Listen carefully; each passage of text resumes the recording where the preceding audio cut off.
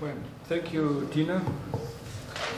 Thank you so much for having me here, in particular because I'm not since the beginning of the trip with the group of participants from the Tunisian School of Politics, and I am very proud of this group participating in our school because the school is an important element now in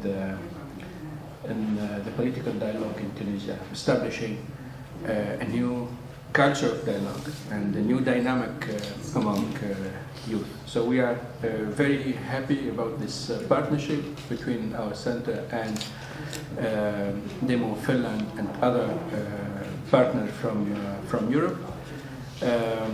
Just to know that until now we have 3 classes in this school, 2 classes for political party members, and 1 mixed class between political party and civil society, and then we have another partner for that class, which is the Council of Europe, which is also support the school. So Tina, for that time, asked me to address you on the political development in Tunisia. And before Tina, the idea of this seminar was of Osa. Osa is present here. She was the responsible of the program in Tunisia. She left now Demo, but Osa, as a friend, came to listen to the presentation and to be present here and to meet also with the group. She already met in Hammamet, I think. But yeah, so I'm happy to be here with you to talk about the post-revolutionary reconstruction of a new political system in Tunisia. And this construction of the new political system in Tunisia is drawing increasing attention and interest, because the country is encountering a number of difficulties that for some analysts are unexpected.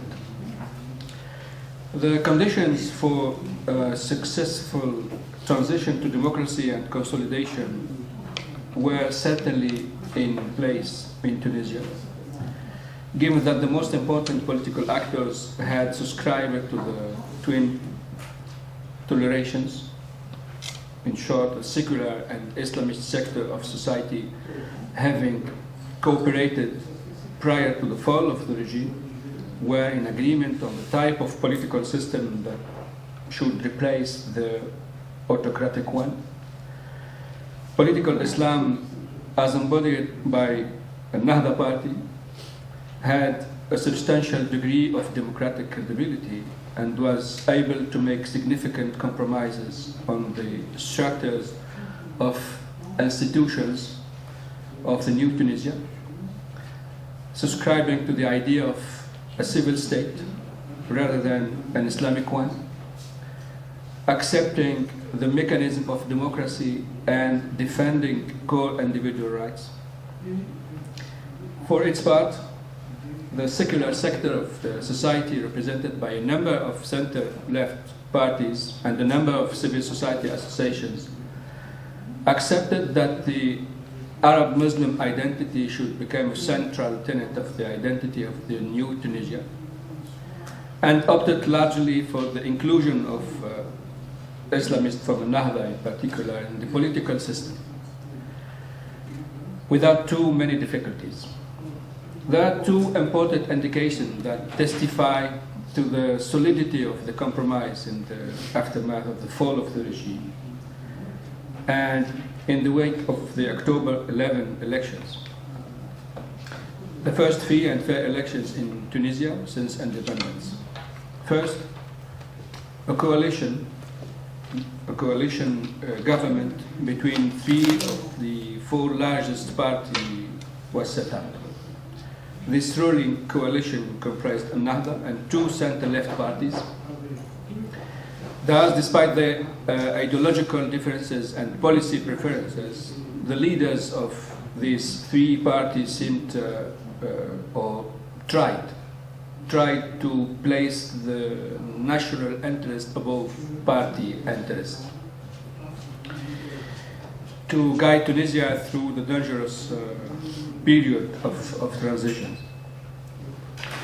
This development makes Tunisia a unique case in the post-Arab awakening world.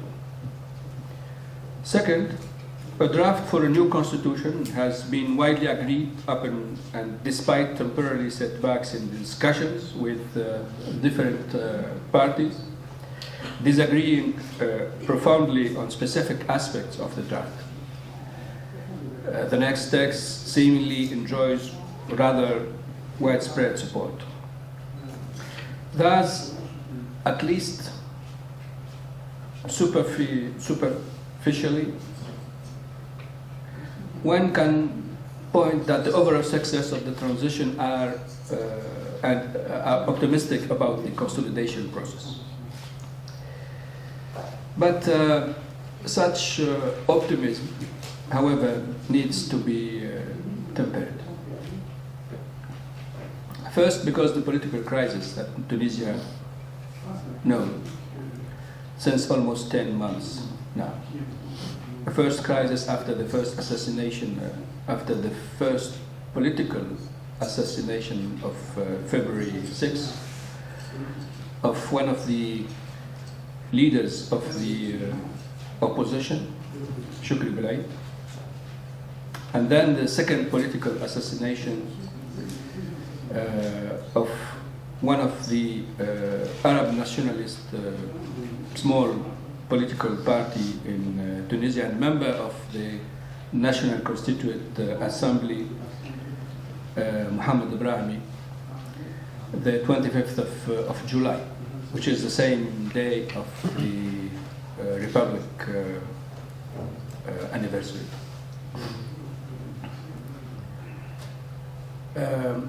Second, because we are still analyzing the political situation in Tunisia than in the past in some way, and this is a similar error being replicated today in Tunisia, where the focus is on high politics and on the institutional game, with a particular attention being paid to the way in which political parties negotiate their presence in government or in the Constitutional Assembly, or the way in which traditional actors,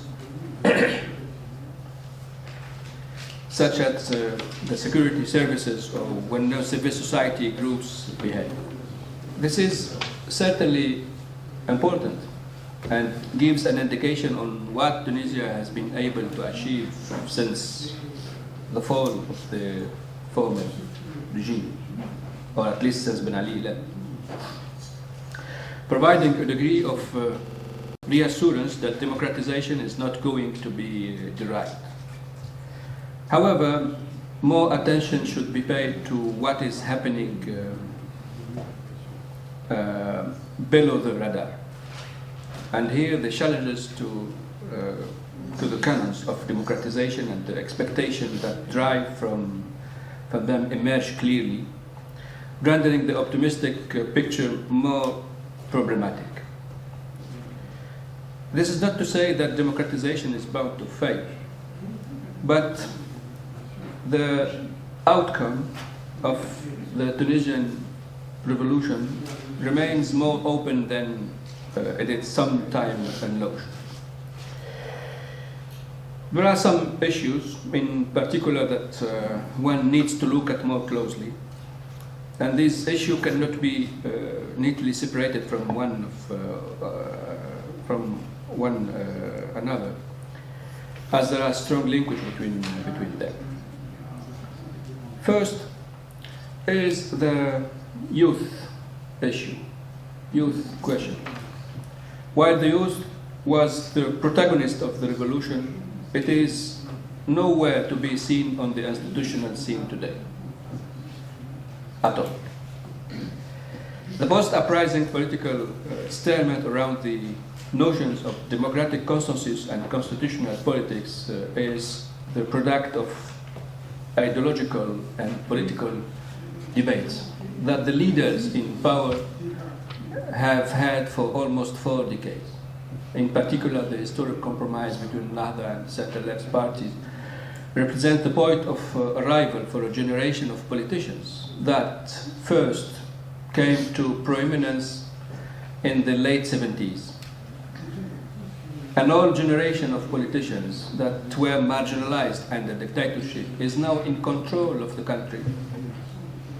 And while they might be doing a reasonably acceptable job at running it, they have difficulties in representing the demand of the youth, which is increasingly turning towards from extremist political engagement, such as Salafism, or becoming disillusioned and opting out from engagement or becoming active in civil and social activism that is self-limiting insofar as it refuses to engage in politics. The withering away of youth from institutional politics might prove problematic for the legitimacy of the new political system, because it could also lead to a progressive deterioration of the relations between secular and Islamist. Second, and closely linked to the issue of youth, is the class issue. The post-uprising institutional arrangement can be read as a triumph of the middle class over the predatory ruling elites of Ben Ali period. In this sense, the democratic consensus between Nahda and left and center-leftist party can be understood as a compromise between the secular middle class and the conservative one that places more emphasis on the Arab-Muslim identity.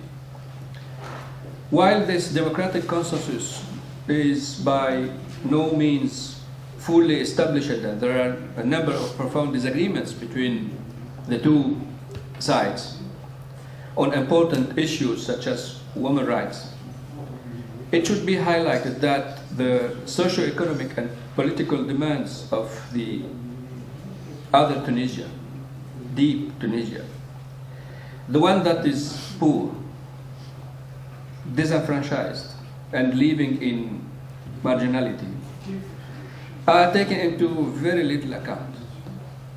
This explains the continuation of social protests and periodical flaring up of poorer regions and the growing appeal of social activism of both Salafism and also extreme leftists. It was already noted that democratic consolidation could not occur if too many socio-economic demands were made on a nascent democratic institution. However, at the same time, the Tunisian case demonstrates that the failure to address such concern might have long-term problematic implications for the legitimacy of a system that increasingly incapable of meeting the concerns of this Tunisia, which is, after all, the one that first throws up against Ben Ali. Finally, is the lustration issue. In its case of stability, the government of the Troika has done little to write a system of people and structures linked to the old regime. This is most notable when it comes to reform of the security services, which has yet to occur on a satisfactory scale. It is also notable when it comes to dealing with enormous wealth of individuals and even companies linked to the former regime, and who obtained such wealth precisely because they were connected to it. While some prominent businessmen are being prosecuted for corruption and others are still in exile, a significant number of them have been able to find a new lease of life, a new virginity, let's say, in the new system, either by courting this party or by joining a new political formation that opposes it. Just to not call them. Whatever the case, bits of the old regime remain firmly in place, further frustrating the actors that feel excluded from the nascent institutions. While coming to terms with the past and the responsibilities of both institutions and individuals for what was committed under the previous regime is difficult for every society. It is even more so in Tunisia today, where many of reasons for the revolution are still present. To conclude, there seem to be two tendencies that coexist in Tunisia today. At the institutional level, there is a shared view on how the institutions of the new state should look like and what mechanism should be employed to exercise political authority. This is very significant in a regional context where compromises between different ideological rivals are increasingly difficult. At the social level, there is a profound dissatisfaction with the way in which the revolution has been seemingly hijacked. And this dissatisfaction comes from the part of society that had traditionally been marginalized and that sees its opportunity for political and social inclusion slipping away. In this context, the conflict between seculars and Islamists is becoming increasingly polarized, with all the negative consequences this might have on the political system. Which trend will eventually prevail is difficult to predict. But let's stay optimistic, and let's hope for Tunisia, and let's hope for democracy. Thank you very much. Okay, good afternoon, everyone, and welcome, Ahmed, and the Tunisian School of Politics people, members, here to Finland and Helsinki. And I was happy to learn a little bit about the Tunisian School of Politics. Last March, the whole research group, we have this research consortium, Youth and Political Engagement in Contemporary Africa. So 7 researchers from Finland traveled for 1 week to Tunisia, and one of my colleagues, Tiina Maria Levamo, she's not present here, but we had an opportunity to also visit Tunisian School of Politics and previous members of your school. I did my PhD on diversity of youth political engagement in international political meetings and conferences. So that's my background, and actually I have been more times in World Social Forums than what I have been in Tunisia. So I'm not a specialist in Tunisia in any way, but I have now been there 3 times during the last year, and I have tried to somehow grasp the diversity of base of being politically engaged.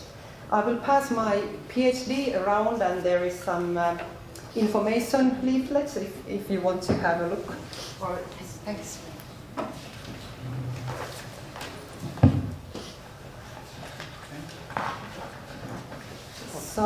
Just if there is some person who doesn't really know much about Tunisia and youth in Tunisia, the demographic distribution looks very different than here in Finland, as half of the Tunisian population is under 30 years old and about 1/5 is from 20 to 29 years old. So there's a big amount of young people in Tunisia, and that had to do with the revolution as well. And very important youth research concept, prolongation of youth, is very important here. It has to do with unemployment situation a lot, how the young people have a lot of difficulties, not only in Tunisia but also in Europe, in many countries and around the Mediterranean, but also in Latin America and United States. The situation is quite similar, that even higher education doesn't help young people anymore to find a job, and this leads that young people stay in their childhood homes longer time, and they are unable to marry and raise their own family. And it has been said that these elder young people are kind of sandwiched between the elder adults who owns the power and then the real youngs who are much younger than these more than 20 but maybe 35 and still living at home. And researcher Farad Koskovar has had this concept of middle class poor that he uses to explain how the young people who were very active, urban middle class young people who were active in revolutions in Arab countries, they have somehow lost their middle class in economic perspectives, but they were culturally and politically still part of the middle class. And as both Tina and Ahmed already said, that young people can be even said to that they led the revolution, but after revolution and post-revolution they have been sidelined, like Tina said. And the mean age of the members of the parliament is around 60, if I'm right. So as Ahmed was explaining already. And in this book of Alicinda Honvana, Youth and Revolution in Tunisia, there is one chapter of the elections in Tunisia, and she says that the young people voted very passively, and what I was told in the interviews of young people, I heard that also it was more difficult for young Tunisians to register their own new political parties. It took longer time for some reason for these younger generations parties to get registered. I don't know, maybe here's persons who know this better than me, but that is something that I was told, that it was more difficult for the young people to organize parties for the election. And many young people in the interviews last spring told that they feel that the political system didn't really change in the revolution. And for the elections, the issues of revolution, unemployment, social justice and civic liberties were forgotten, and the debate was around secularism and Islamism already that time. I can pass also this book if someone wants to have a look on that. So In our research project, we try to look at young people's political engagement or engagement from the ordinary day activities and local small engagements to the political systems and to the global social movements even. And on that time, last March, there was a World Social Forum in Tunis, and there was a lot of global social movement in the air and on the streets as well. And here I have made this kind of division between non-institutionalized and institutionalized engagement. There is many other ways also to try to describe the wide diversity of engagement, what is going on in Tunisia. But here is something what was concrete last spring, what was going on the streets and on the social media when we were there. In the social movement side, we saw a lot of political engagement through different forms of art. There was a lot of political graffiti, dance, poetry, music, drama on the streets, and especially on the area of the World Social Forum. But we also met these Venezuela people and heard about their political mission. and then this case of Amina and Harlem Shake was also very active on that time, and that's something I see much more global, as Amina was supported from Mexico and from the United States, and like very globally, as well as this Harlem Shake in YouTube was spreading all over, but it was very, very popular movement also, and took its own styles and ways in Tunisia.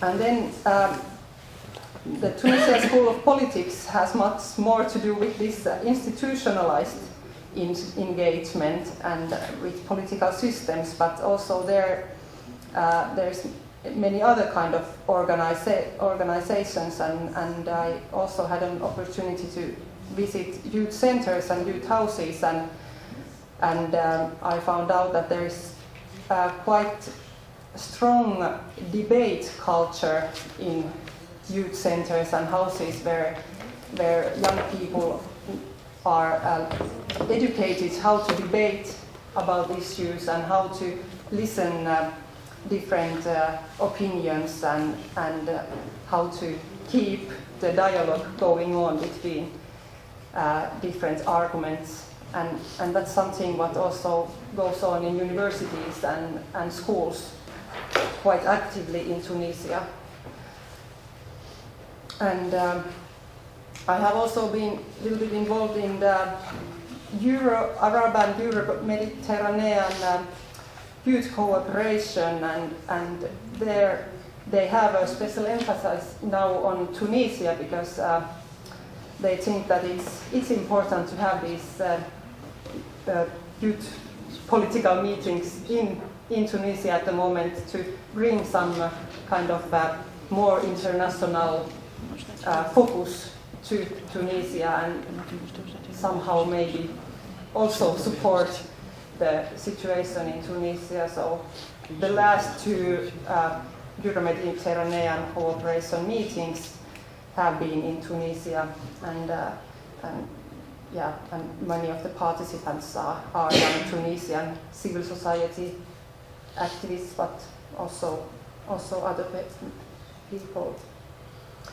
And after the revolution, around 5,000 new organizations have been put up in Tunisia, which is a huge number, and the social movements I think almost as numerous as the registered organizations are.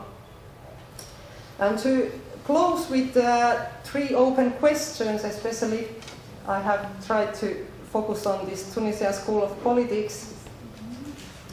I have 3 questions in mind. First, how now in this contemporary Tunisia, how much there is room for recognition of the diversity of the youth engagement? And as Ahmed said, that now that you had also this first class of Tunisian civil society youth, young people, so not only party politically active young people are part of the Tunisian School of Politics, but now it has been opened also for other kind of political engagement or engagement. And how much there is room for solidarities across the borderlines. So especially how much there is dialogue between social movements and political system, and how does the Tunisian School of Politics support this kind of dialogue? Or did the solidarities die after the revolution? Is it now like more separate blocks? And also how the secularism and Islamism has to do with this question too. And the third question, how much there is room for constructing spaces of experience where different kind of people can network and plan actions together. And how is Tunisian School of Politics providing this kind of spaces? Of course, between different parties that I know, but is there something more? So, thank you. Okay, it's very nice to be here. I'm Professor Hannu Juusola. I'm Professor of Semitic Languages and Cultures here in Helsinki, and I'm responsible for modern Middle Eastern studies here.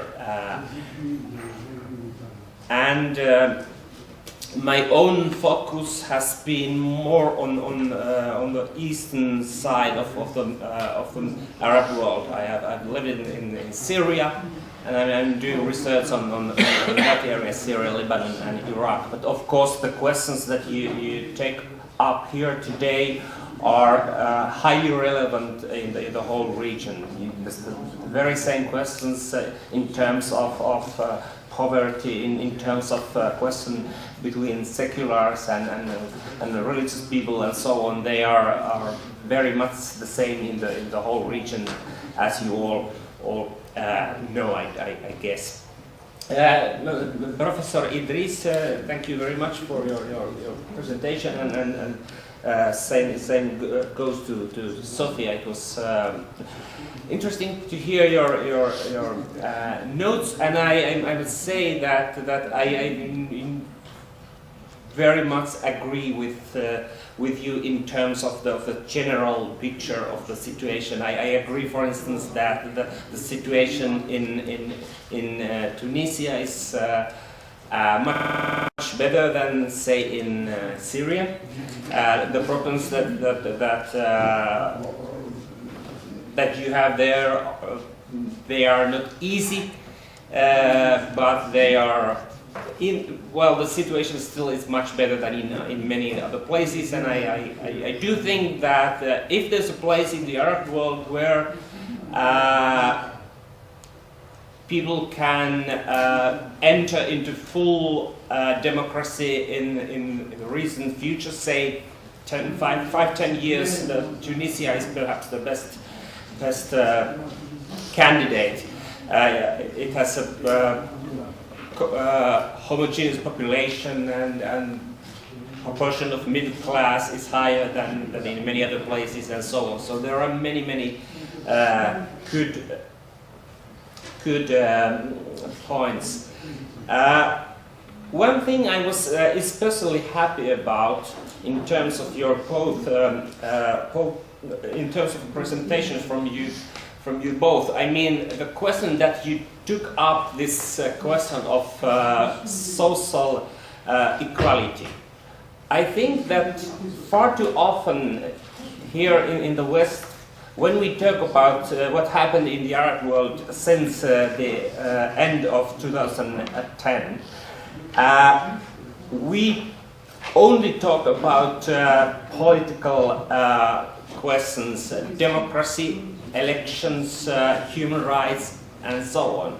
But we do forget questions that are related to social equality.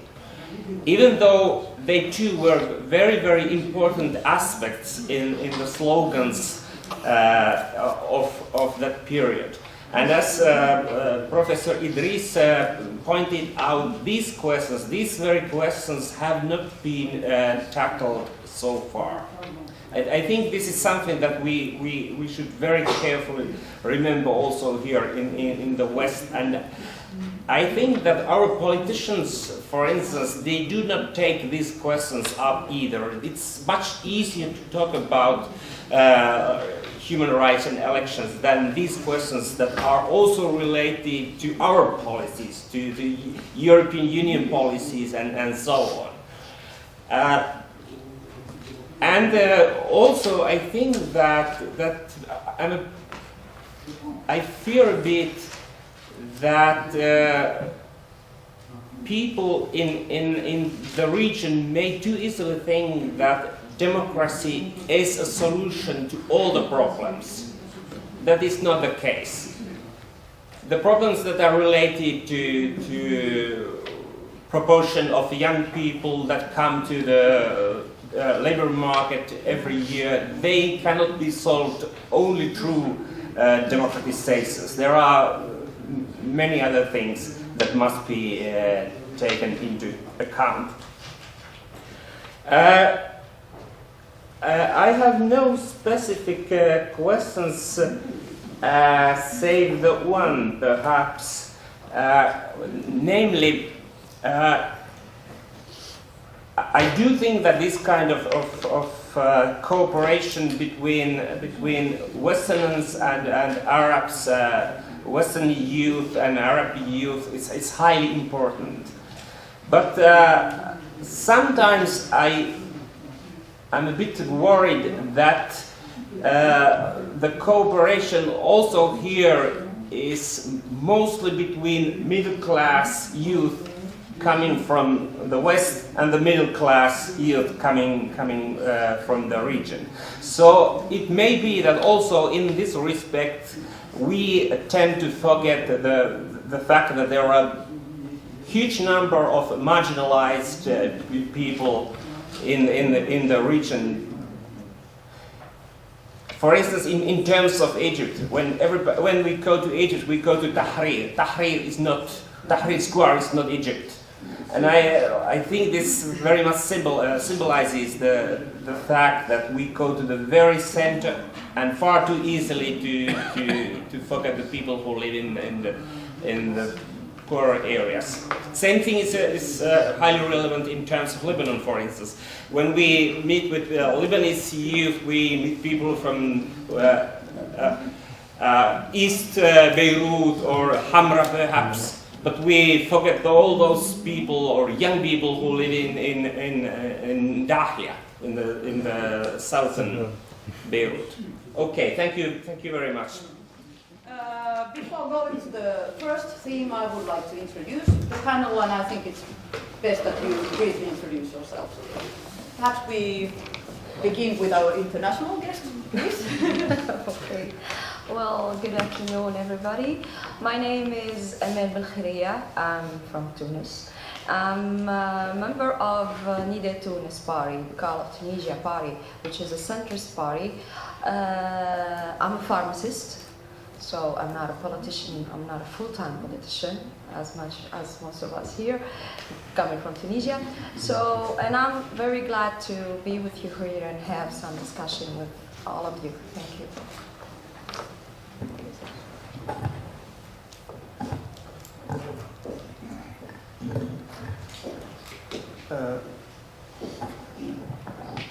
I am Ahmed Salemi.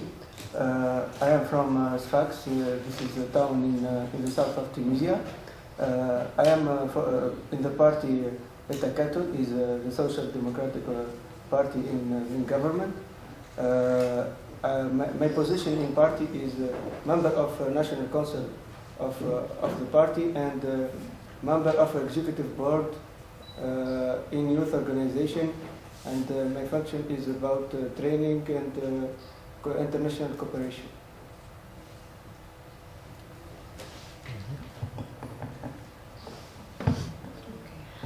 Hello, I'm journalist Aisha Zidane and I'm from Finland. I work for the Finnish newspaper Helsingin Sanomat and I'm a foreign news journalist with the focus on the Middle East. I've studied Middle Eastern studies.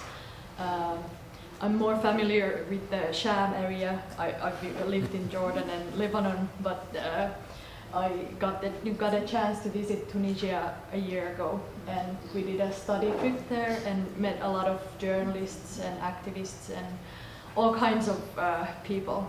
So this is my background. I don't know if it's possible to move the chairs. So, hello everybody, my name is Minna Rantama. I'm a student here at the University of Helsinki. I study world politics and I just finished my master's thesis on Tunisia, particularly the security situation and how the young people discuss the police. And I've been to Tunisia 2 times, in January this year and then in March. And what else about my background? I've also worked at the Police College of Finland, where you will go tomorrow, so familiar with that as well. Great, thank you. So let's go to the first theme of the panel, and the idea is that we will discuss the topic 15 minutes or something, depending on or how talkative are you and how much do you have to say, and then you can pose the questions or express your ideas, so be alert. The first question, or first dimension of the panel treats the media and the freedom of the media in particular. And this question is of course not only technical or political, but it's also socio-cultural. I think that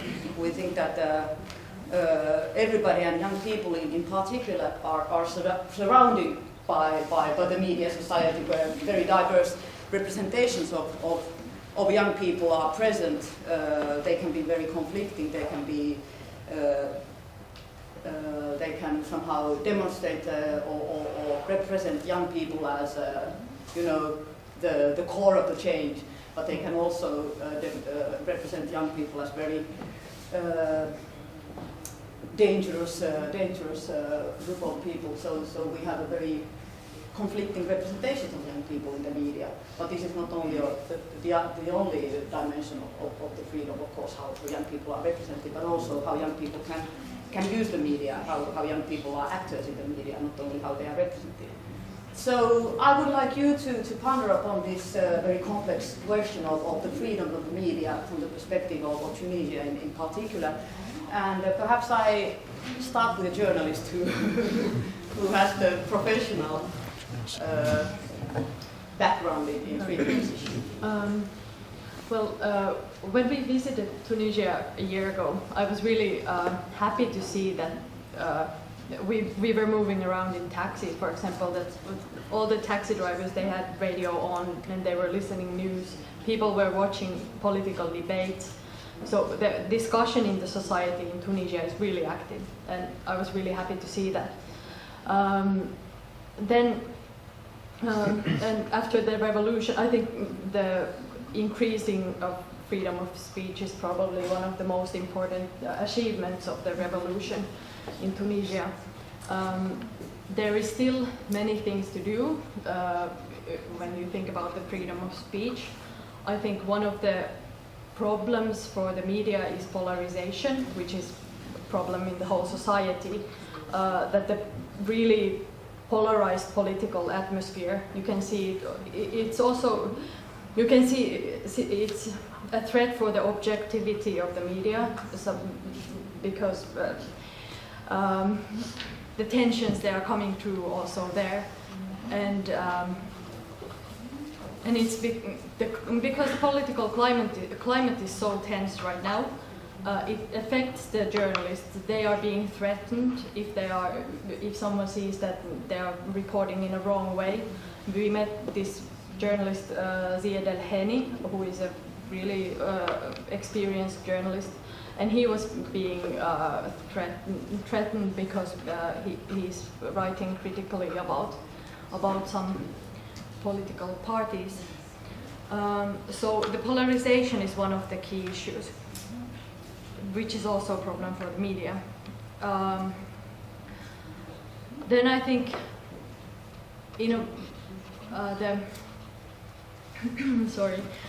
I think one of the key ways to ease the situation for the media would be the education of journalists, because during the Ben Ali era, the education for the journalists, it got into a really bad condition. So what I heard from Tunisian journalists, they were complaining that the young generation, they don't know basic ethics of journalism, like fact-checking and these kind of things. So these kind of issues should be taken in consider in Tunisia. I think that's my first. Okay, thank you. Another reflection from you? Thank you, Lena. Thank you, Aisha. Well, I think that media in Tunisia is one of the main challenges that we are facing. And as you said, it's true that it's perhaps the only achievement, or we thought that was the only achievement we accomplished after the revolution, is the freedom of press and freedom of expression. So we're trying hardly, and we insist on keeping this this achievement and this right we gain. Now the situation is a bit complicated. I mean, you described well the situation in media in Tunisia, and we have this problem of polarization. We have also the problem of some unneutral journalism, which is present, and we cannot deny this, and some wrong deeds or some things that shouldn't be happening in media, but still they happen. And I think that the key point is that we need this organization, this institution of regulation of media, and which I think finally we had the law for, but still it's not active for now. So for us as young people, if we have to face the question with the yes or no question, yes, we choose the freedom of expression, even though we have some faults and there are some mistakes and some faults we can correct on the way. But we refuse categorically that the government and the officials interfere and put their restrictions on media and press. So we are waiting for this self-regulation coming from the press and the press people and the media people themselves, so they can control and they can canalize the media activity and the press, press articles and every product of the media. For young people, they were very involved in media, especially bloggers, and if we consider Facebook, then every Tunisian is a media person. But let's just talk about internet media and TV and radio programs or press. So we have many young people, and yeah, many of them are not students. We're not students for School of Journalism, but we have some high quality. We still have some high quality high quality journalists that don't come from the press or journalism school. What I can say about media, I think that as young people and as the generation of the revolution, as people want to call us, the freedom of press still our first warranty before in front of dictatorship. So I think that if we had that freedom or some kind of freedom of press during Ben Ali era or even during Bourguiba's era, we wouldn't have seen all these human rights attacks or comment dit, ingérence. I'm sorry. Interference. Yes. So I think that dictatorship, one of the ways to stop dictatorship and one of the ways to establish democracy and establish debate in the society is free media, but also we are asking for responsible media, and I hope that one day we can have that kind of media in Tunisia. Thank you. Thank you. Yes. As my classmate says that as youth that you have a vision of media that can be only free media. So free media have a principal characteristic that it was independent of government, and you have a free flow of information enabling full democratic exchange. So we have a protection, citizen right to know and to have information. This is we do with respect of the professional status of a journalist and his independent role. So you listen some person that says yes, you have media free, but it must have limits. But I don't think so. Media, because when you speaking of limits of media, that remind the idea of a dictatorship that have censored some media and don't have a lot of freedom that you need. So we believe in oneself in self-regulation of media, that the journalist who see where is wrong and say to people, to inform them, to have maybe secrecy regarding the source of information, and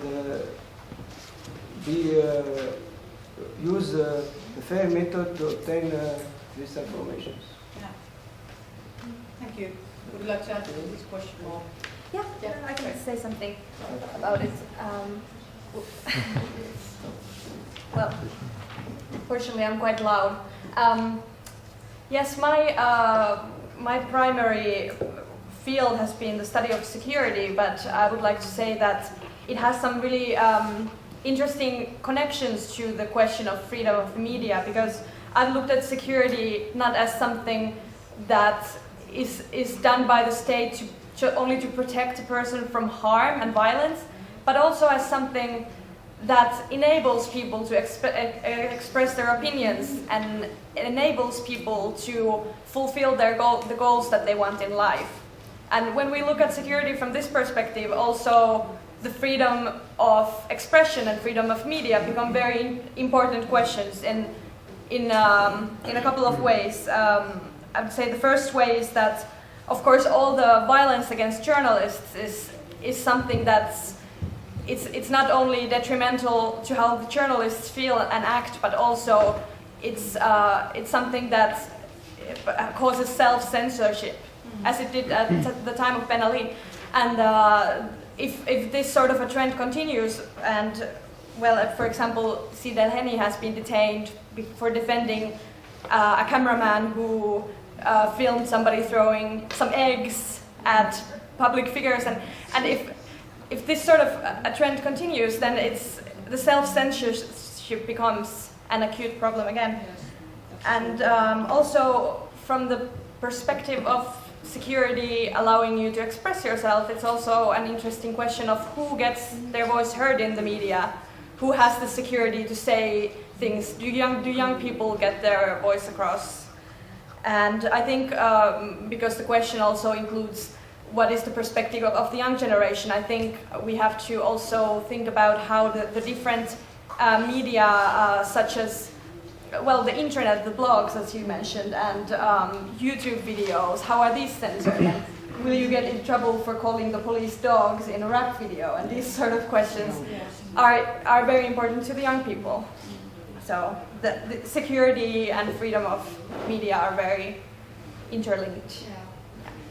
Thank you for your very interesting points. I think that the one question you raised, the question of polarization in relation to the media, and I think that there, well, I'm not sure, but perhaps I ask you whether there's also the dimension of polarization in the sense that social media, with its very different kinds of logic of publicity, becomes more and more youthful, and it's easier for young people and young generation not only to access to social media, but also to get their voice heard. Whereas the mainstream media rests quite,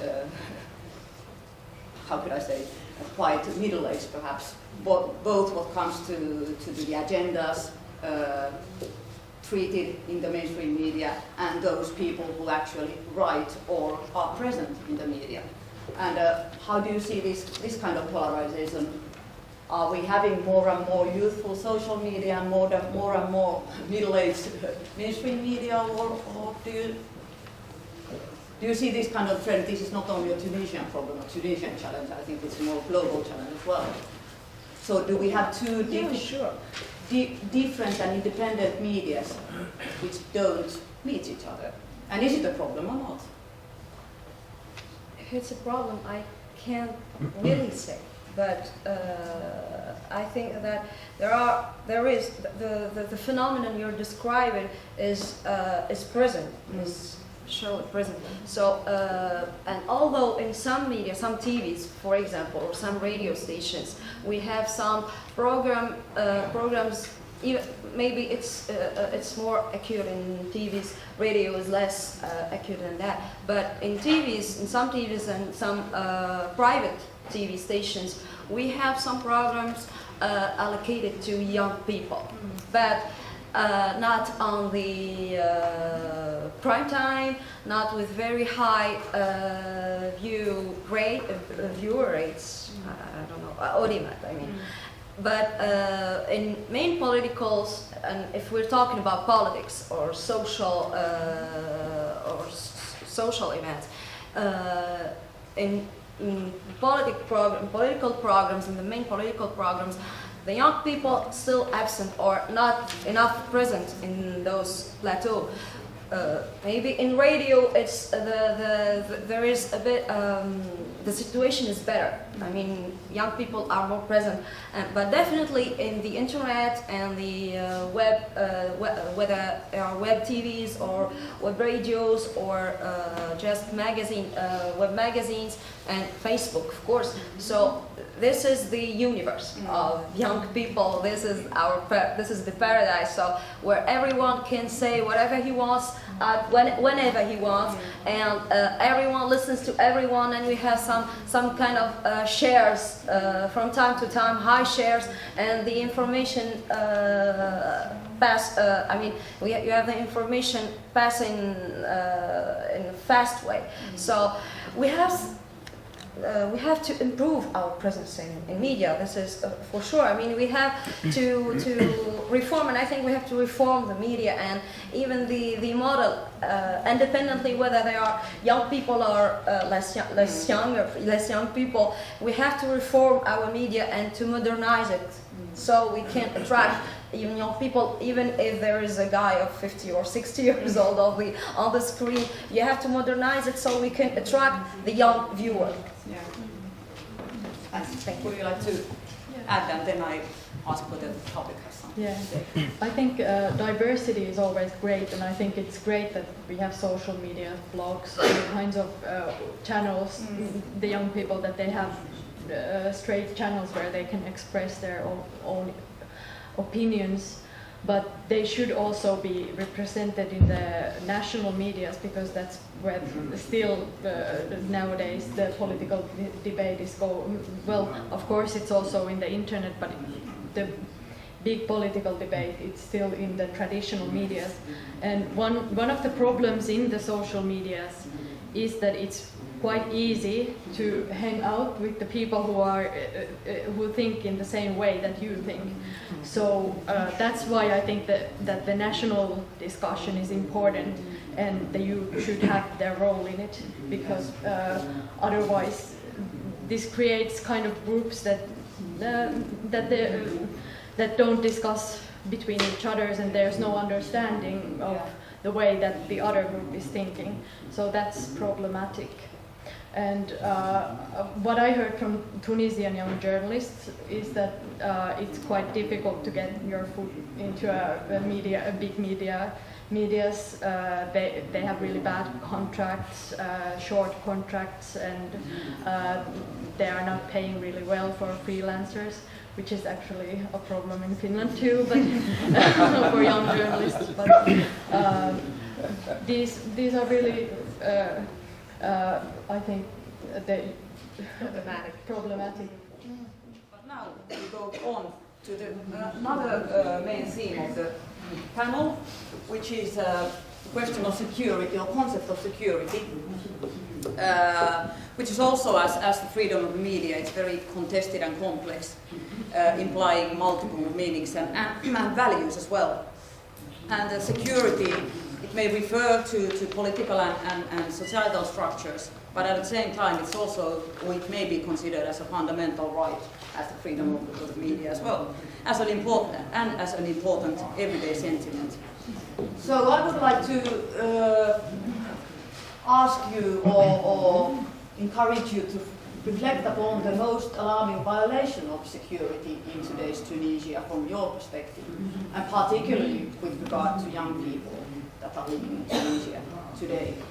And I think I give the floor first to Minna, who has an outside view, in the sense that you come from Finland, but you have been studying the field in Tunisia. Well,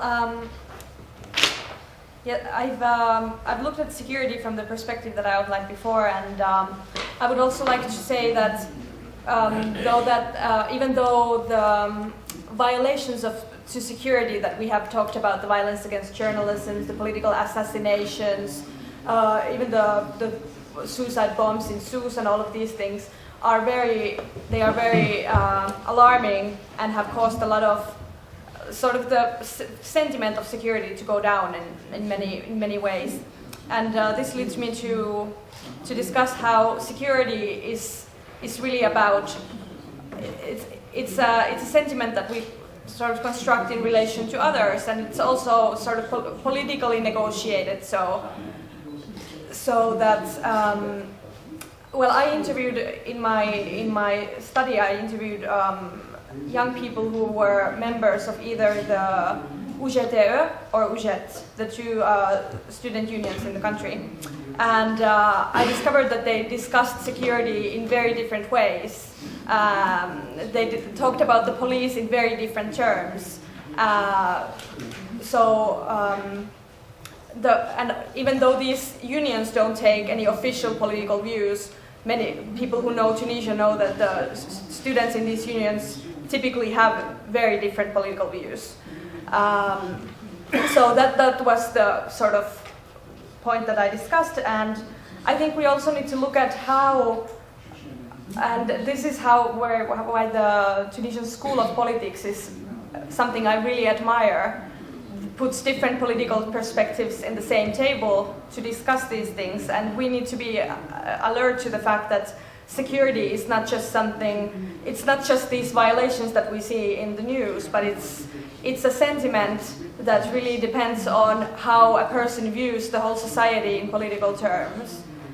So from this perspective, I would be very interested to give more time to the Tunisians who are here in the panel and hear how you feel about the security situation. Do you feel like go worse or better since January 14th, 2011, or because this is something that there's no agreement on, really. That's true. Thank you. Well, if you continue. Yes. For the situation, security situation, I would just to explain that it's not just a problem of young. It's a general problem, so it's a national problem, and one of the priorities that we must be work on to resolve that. And this problem is for these three years. You have many difficulties in this in security.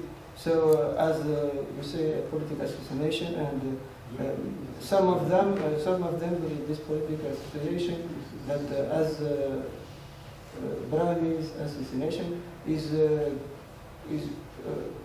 have a relation with the political process that is one day before the election of High Commission of the election will be determine the time that we have the next election. So for this problem we have many also many armed attacks in with some extremist person that have. So for this problem, you say how will we progress? How we will progress to have better security for all person. So Tunisia needs to develop security apparatus and that also controlled democratically. So the institution of securities and to reach this objective, you must have more cooperation with your neighbors as Libya and Algeria, and to have more training for the new methods to police, to respect the human rights and to go better with the people. So this police needs to find the balance between strength and to have more transparency, because it's a right of Tunisian to have more information about the situation. So I think that you will, with more cooperation and more training for the police and armies, the situation can be more better.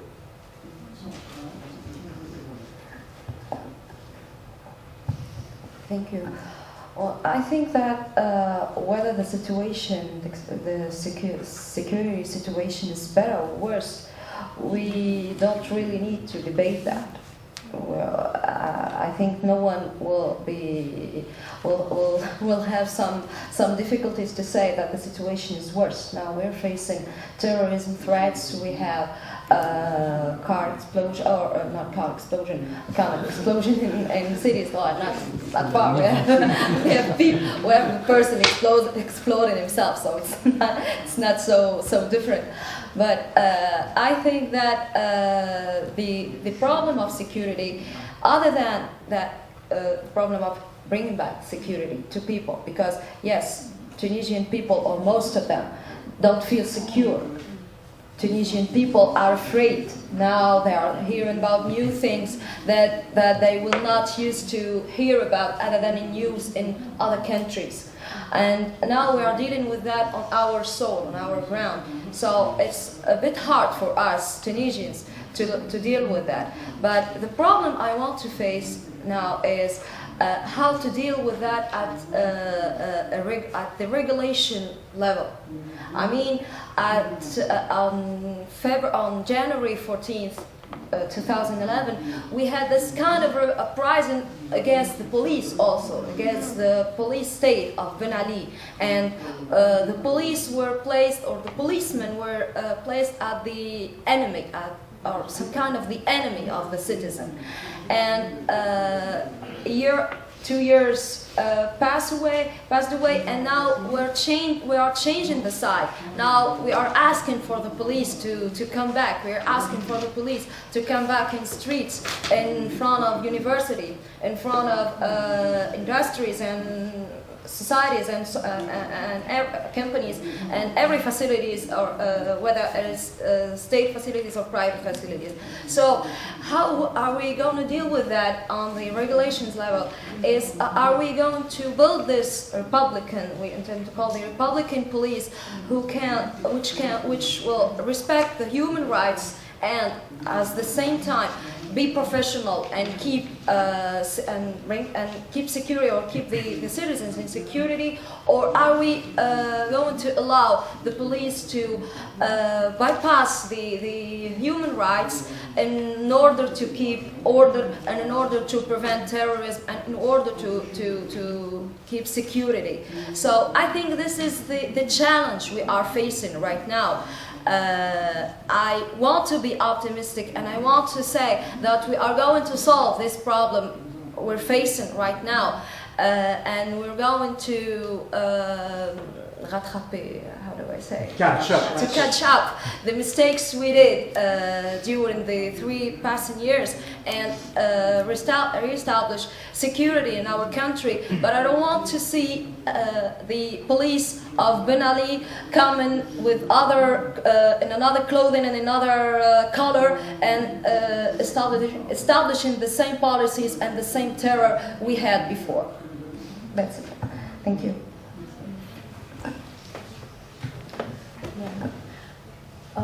These are really interesting points. I think when I think about Tunisia, I think one of the biggest threats for the security of Tunisians is the economy, because the economy has been really, really bad for,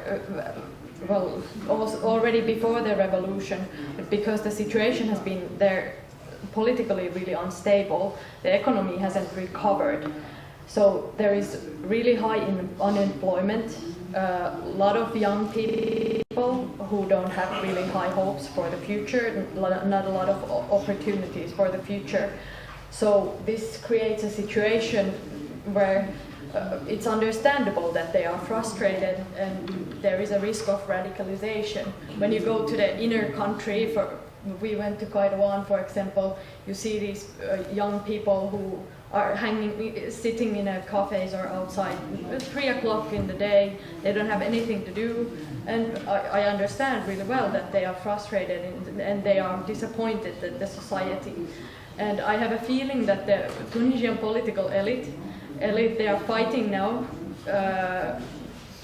They are having this power struggle, and they are forgetting that there is people who they should be taken care of. So I think this inequality, it's a huge, huge threat for the security of people.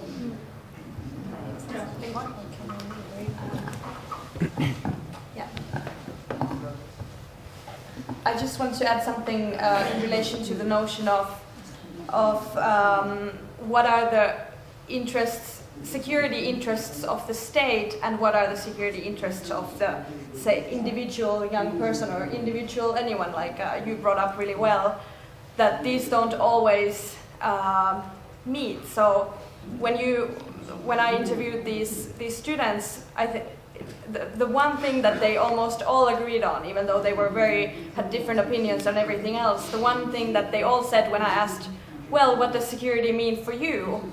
They all said that I could walk at night on the street and not be bothered, and that my mother could walk alone and on the street, nobody would come steal her bag.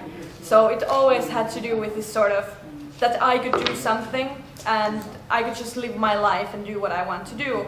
And in this context, it's also sort of, I could imagine that regular citizen would feel like it's a waste of security resources to hunt down the journalists or hunt down somebody who filmed someone else throw an egg. Is that really like the biggest security concern for you as a citizen, that somebody is defaming the prime minister, for example? So this sort of, it's important that the people feel that the government has my security interests at stake, and they are doing something to make me feel more secure, and not just to make them feel better about themselves.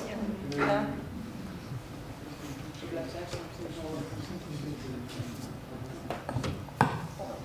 I think that maybe in relation with the second part of the question.